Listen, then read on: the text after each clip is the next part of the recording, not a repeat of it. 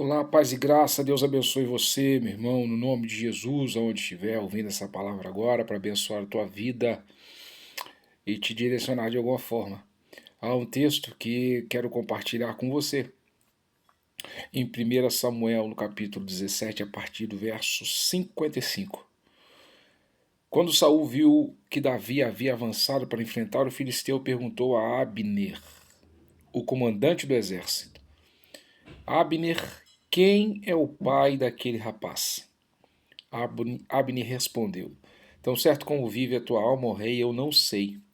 O rei ordenou-lhe: descubra quem é o pai dele. Logo Davi voltou, depois de ter matado o filisteu com a cabeça de Golias ainda em mão. E aí Saul lhe pergunta: de quem você é filho?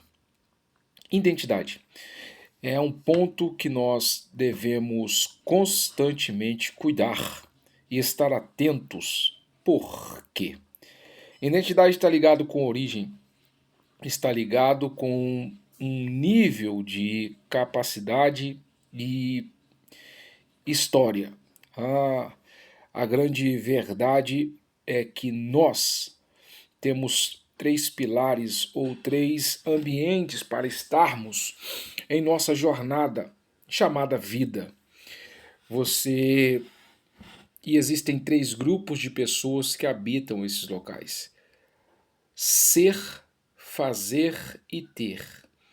Existem aqueles que são, aqueles que fazem, aqueles que têm. Existem aqueles que, entendendo quem são, fazem e produzem um rastro por conta de sua identidade. Quem perde a identidade faz muito.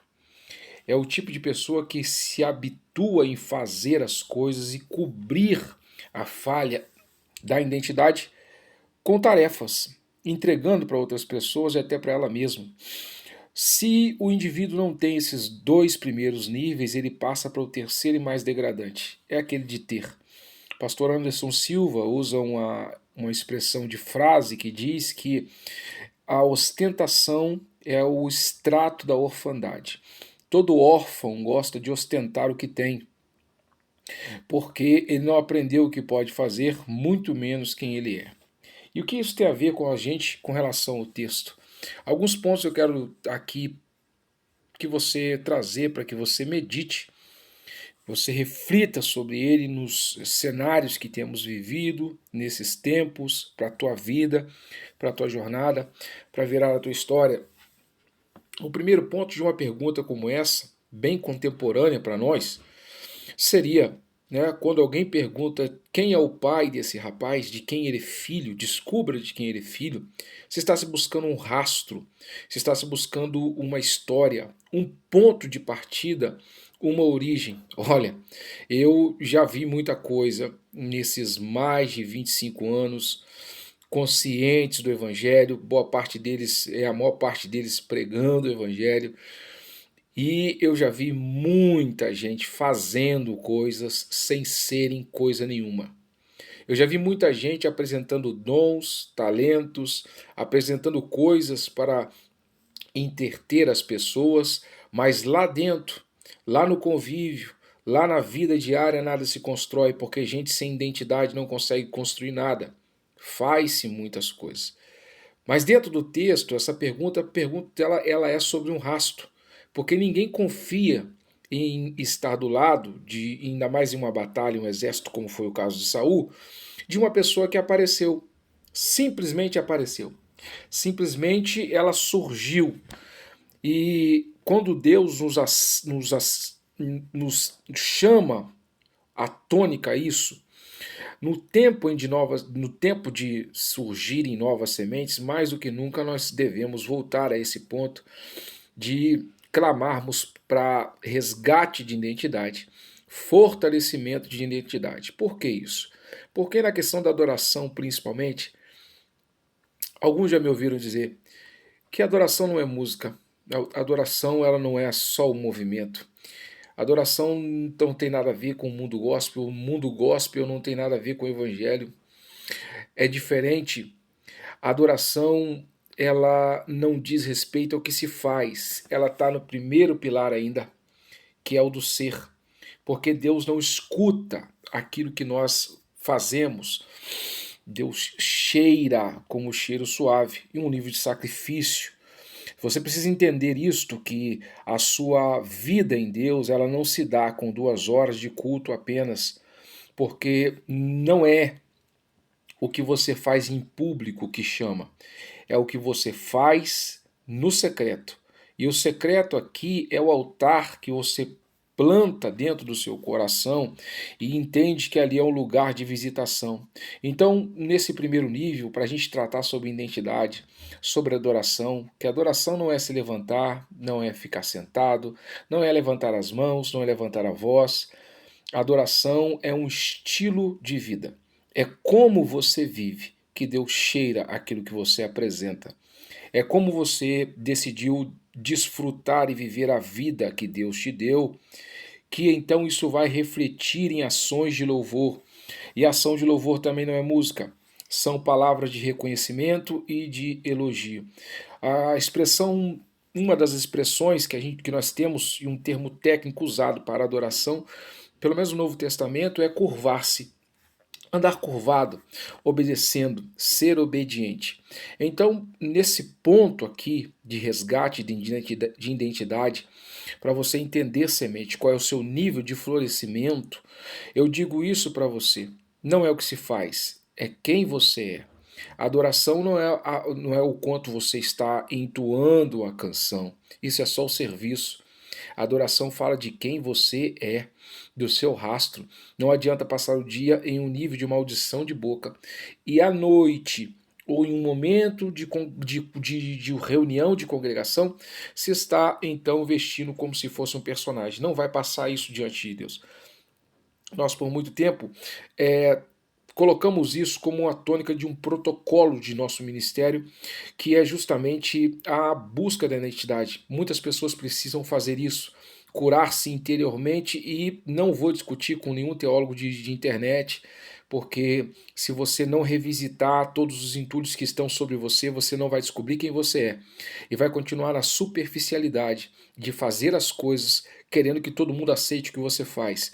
Deus não é assim. A questão do Senhor é no resgate da tua identidade. É quem você é. Seus dons não vão se manifestar senão só talentos. Seus dons não vão se manifestar até que você entenda de fato quem você é. E para isso, às vezes, há capas e capas de mágoas, de dores, de traumas que ficaram aí. Quando a pergunta vem de quem é filho esse rapaz, nós sabemos que o diabo tenta, de toda forma, atacar a identidade. Porque atacando a sua identidade, a vida fica superficial. Você não sabe que você tem direito, você não sabe aonde você pode ir, você não sabe o que você pode acessar e alcançar. Identidade e adoração fala disso, fala de como você enxerga-se e então você conseguirá enxergar Deus. Há uma frase que diz que o homem é tudo aquilo que ele pensa, mas principalmente aquilo que ele pensa a respeito de Deus. Se você não entendeu que o Senhor é um Deus bondoso, que nos deu tantas coisas e uma vida plena para viver, para exaltar e glorificar o seu nome, você vai se prender e fazer coisas. Pessoas que escondem dores, alguns deles até teólogos, vai entender, eles se escondem atrás daquilo que fazem com medo de se mexer no passado, na alma, na estrutura, num ser magoado, que não consegue acreditar nas coisas. Nós vamos resgatar identidade, gente, para que de fato vejamos o Senhor habitando em meio aos nossos louvores. Tome cuidado, e você, se é discipulado por nós e entende a autoridade de Deus sobre nossa vida, não se esconda atrás do que você faz, porque isso não nos deixa entusiasmados assim, e não nos deixa com aquela expressão surpresa. Nós queremos ver o que está acontecendo aí dentro. Se amanhã você vai ser melhor do que hoje, gente que perdeu a noção da identidade, faz muita coisa e não constrói nada. Vamos construir primeiro a sua estrutura de quem você é. E aí você vai entender o Deus que está servindo, o Senhor que nos deu uma vida plena para viver. Nada que façamos estará na superficialidade, porque a base será quem somos. Só alcança a promessa quem entende de fato a sua origem, o seu rastro. Tá cheio de gente sem rastro por aí que apareceu cantando e fazendo barulho e movimento, mas lata vazia também faz barulho quando ela desce de morro abaixo. Não tem conteúdo, isso não adianta. Gente sem conteúdo não marca a vida de ninguém. E a vida também não amassa quem está vazio, só quem tem conteúdo. Então entenda isso no nome do Senhor, que barulho não deve deixar você surpreso nem alegre. Nós vamos buscar resgate de identidade. Identidade. Esse é o ponto. De quem é filho esse rapaz? Eu não acredito em profeta sem rastro, sem história, sem um ponto de partida. Não acredito em alguém que se diz levita, que você não sabe nem aonde mora. E onde mora diz muita coisa. Resgate de identidade é isso que nós vamos tratar em alguns pontos e pautas. Que Deus abençoe teu coração, medite sobre isso. Quem é você? Quem é você? Qual é a tua origem, né? A sua estrutura, sua origem fala muito sobre a sua estrutura.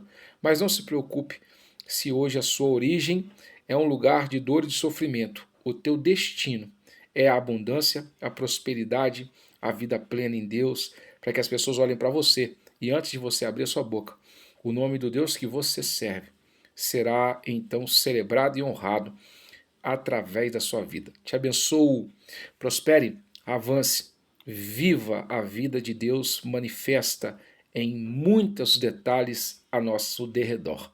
Abra teus olhos e veja a boa mão do Senhor sobre você e a sua casa. Esse é o ano das novas sementes e toda semente carrega em si o potencial de renovação do seu entorno. Deus te abençoe.